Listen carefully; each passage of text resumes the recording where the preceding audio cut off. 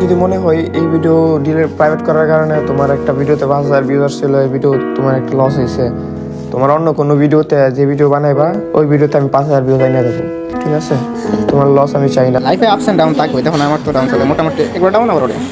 Driving following a fatal crash on the Maju Expressway early this morning. The accident killed a 22-year-old Bangladeshi passenger and left 4 others. তার লাশ মূলত ওই পোস্টমর্টমের জন্য দিয়ে দিছে আর কি মালয়েশিয়াতে। তো আর অ্যাক্সিডেন্টটা হয়েছে মূলত ওই এয়ারপোর্ট থেকে বের হওয়ার সময় সামনে গাড়িতে, মানে গাড়ির সামনের সিটে সে বসছে আর পেছনে ওই যে আদিবাদ মানে তার বউ বসছে।